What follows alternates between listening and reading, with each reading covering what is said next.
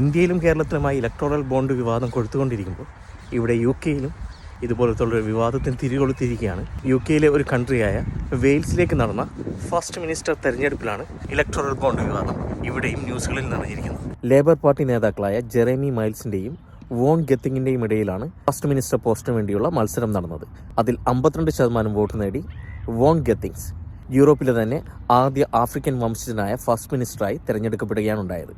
Election result വന്നതോടെ von ഗെത്തിങ്ങിനെതിരെ ആരോപണങ്ങൾ ഇപ്പോൾ ഉയർന്നുകൊണ്ടിരിക്കുകയാണ്. പരിസ്ഥിതി മലിനീകരണം ഉണ്ടാക്കിയതിന് 2 തവണ വിചാരണ നേടിയ കമ്പനിയിൽ നിന്നും ഏകദേശം 200,000 പൗണ്ട്സാണ് വോൺ ഗെത്തിങ്ങിൻ്റെ ഇലക്ഷൻ ക്യാമ്പയിനായിട്ട് ഈ കമ്പനി സംഭാവന നൽകി. 2013 2017 2 കേസുകളിലായിട്ട് കൺസർവേഷൻ സൈറ്റുകളിൽ വേസ്റ്റ് ഡംപ് ചെയ്തതിന് ശിക്ഷിക്കപ്പെട്ട കമ്പനിയായ ഡോസൺ എൻവയോൺമെന്റൽ ഗ്രൂപ്പിൽ നിന്നാണ് 200,000 പൗണ്ട്സ് വോൺ ഗെത്തിങ് സംഭാവനയായിട്ട് സ്വീകരിച്ചത്. ഈ സംഭാവന സ്വീകരിച്ചതിനെതിരെ ലേബർ പാർട്ടി MPസും കൂടാതെ തന്നെ കൺസർവേറ്റീവ് പാർട്ടി നേതാക്കളും രംഗത്തെത്തിയിട്ടുണ്ട്. 2016 2018 ഈ കമ്പനിക്ക് വേണ്ടി ഇപ്പോൾ നിയുക്തനായ വോൺ ഗെത്തിങ്സ് എൻവയോൺമെന്റൽ മിനിസ്ട്രിയിൽ ലോബിയിങ് നടത്തിയിരുന്നതായി ഈ ആഴ്ച വാർത്തകൾ പുറത്തു വന്നിരുന്നു.